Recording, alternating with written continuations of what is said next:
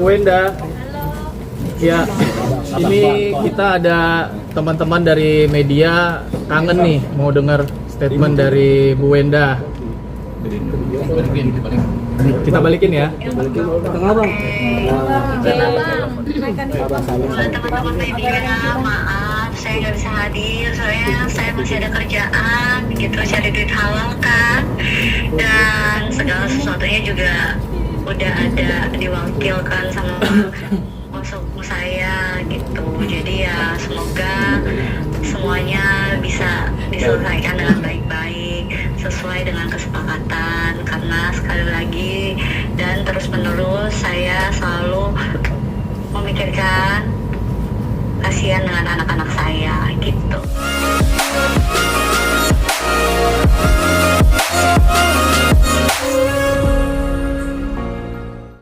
Melunasi utang rumah, terus belum lagi biaya anak-anak. Kenapa sih mana lelahnya dia? Apalagi sempat waktu tuh bocor kayak cuma ngomong apa ya? Viral bocor dulu kayak gitu-gitu. Ya itulah maksudnya. Ini kan sebenarnya kan pendukungnya, maaf ya, saya bilang pendukungnya RO pasti membela RO, pendukungnya Wenda, fansnya Wenda pasti membela Wenda, sehingga ini nggak habis-habis. Ya, saya juga sebenarnya berharapnya bahwa tidak perlulah apa-apa kita sampaikan ke media. Mohon maaf pada abang saya, Bang Minola ya. Jadi kita nggak perlulah ya, maksudnya sampai ke media-media terus gitu. Kasihan juga klien-klien kita gitu. Ya. Dan yang saya lakukan sebenarnya kemarin hak jawab, sekali lagi hak jawab. Karena apa? Bang Minola yang lebih dulu lah untuk menyampaikan ya. Tapi sempat udah ada komunikasi secara tatap muka nggak sih dengan Bang Minola? Atau udah untuk mencari solusi atau apa gitu? Biar berita atau ceritanya Nantilah ya, mungkin setelah ini saya akan coba hubungi beliau lah ya. Bang di soal rumah itu off the record apa emang ngomong di media? Apa itu? Yang tadi Bang jelasin ke saya. Apa itu? Tadi kan Abang sore kan agak pelan.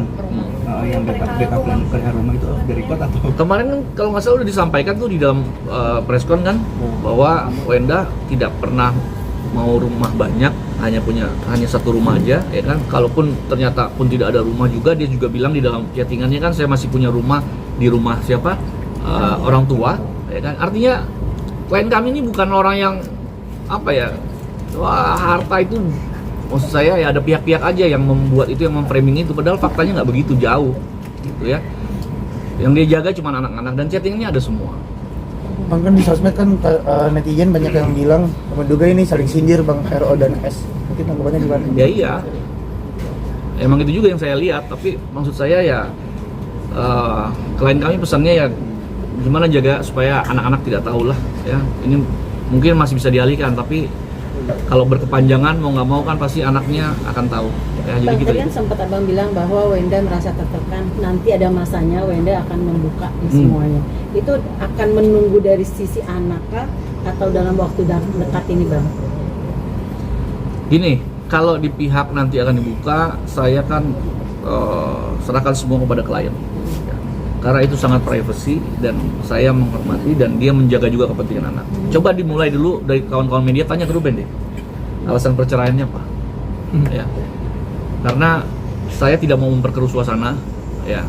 Yang pasti klien saya cukup bisa disebut sebagai wanita yang kuat ya menghadapi itu, karena saya tahu sendiri kronologis seperti apa gitu ya. Dan dia sampai detik ini tidak mau speak up itu bukan karena dia tidak mau, tapi dia menjaga anak. Sekali lagi, bukan dia takut ya, tapi dia menjaga anak ya. Karena kalau itu sampai seluruh Indonesia tahu juga kan nggak pas juga. Nah, itu yang dijaga. Apakah diselingkuhi apa? Oh nggak tahu, saya ntar aja kalau soal itu ya. Yang pasti Ada penyelewengan Bang, mungkin Bang? penyelewengan apa sih?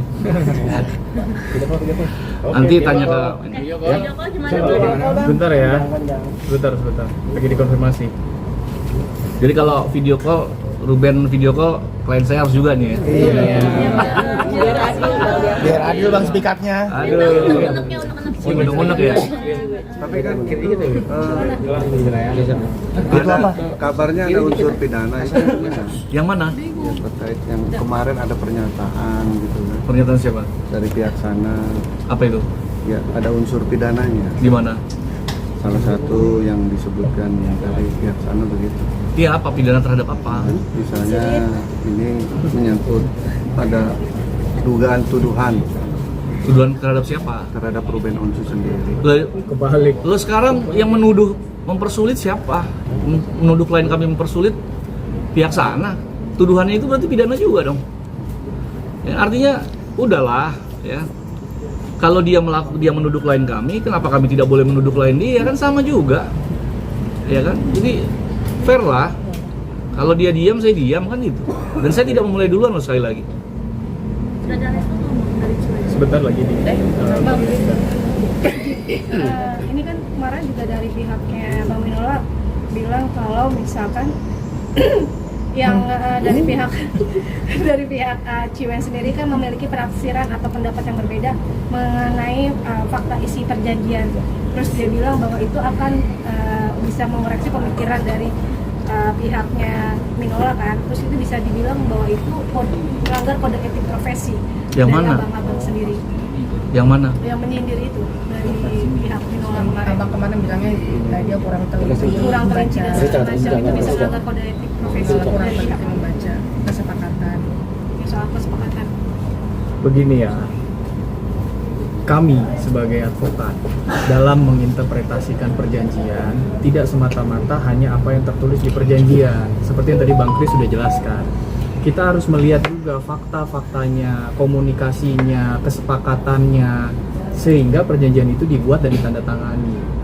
Nah, ini yang kami sarankan coba ditanyakan juga kepada pihak RO oleh kuasa hukumnya. Benar gak ada kesepakatan dulunya bahwa hutang-hutang tetap dicicil oleh RO, dan itu ada, kami kemarin sudah tampilkan di chat. Ya kan, bukti chatnya kami tampilkan, tetap mau dicicil. Nah, kemudian yang kedua, bahwa kami perlu meluruskan isi perjanjian tersebut di pasal 2 itu jelas menyebutkan memang betul akan diserahkan sepenuhnya. Poinnya 1, 2, 3, 4. Lalu kemudian ada ayat berikutnya bahwa penguasaan fisiknya akan diserahkan setelah perjanjian ditandatangani. Penguasaan fisiknya. Ini kami meluruskan atas statement kuasa hukum RO yang mana? Yang menyatakan bahwa penyerahannya harus fisik, de facto, dan suratnya atau de jure. Loh, kami hanya menampilkan kemarin di dalam preskon kami bahwa itu isinya hanya penguasaan fisiknya saja yang bisa diserahkan pada saat setelah perjanjian ditandatangani. Lalu kemudian ada pasal lagi berikutnya, pasal 2 ayat 5 huruf A, menyatakan bahwa pihak RO harus dulu melunasi kewajiban-kewajibannya. Jadi pasal ayat itu ditaruh di situ bukan pajangan doang, itu ada korelasinya, begitu loh. Ditambah lagi ada faktanya. Jadi berkesesuaian interpretasi kami. Jadi gini, itu yang mau kami sampaikan. jadi masalah pembahasan kurang teliti kan, apakah itu hal yang jelek? Saya tanya sama kawan-kawan. Beda ya. Kalau saya, maaf ya, dalam tanda kutip, ngatain orang ya dengan hal-hal yang kotor, merendahkan. Wah ini, maaf ya, ini bodoh, goblok. Ini itu beda ya. Ini kan kita sampaikan kurang teliti. Kami pun kurang teliti pada saat saya menyampaikan ada satu aset. Saya hanya menyampaikan satu aset, padahal ada 2 aset. Itu keserempet bibir aja saya lupa. Itu juga saya kurang teliti. Apakah saya dibilang Anda kurang teliti? Saya bilang, wah saya direndahkan nih. Kan nggak pas juga, janganlah ngancam-ngancam juga. Itu kan juga, kita juga bisa bilang, loh itu ancaman juga dong ke saya. Kita mau, janganlah, udahlah ya. Jadi buat saya, kita semua masih koridor. Saya juga sangat menghormati abang saya, Bang Minola. Saya berharap kita sudahi, ya kan, nggak perlu lagi ribut. Kasihan klien-klien kami. Bu Wenda. Ya, ini kita ada teman-teman dari media kangen nih mau dengar statement dari Bu Wenda. Kita balikin ya.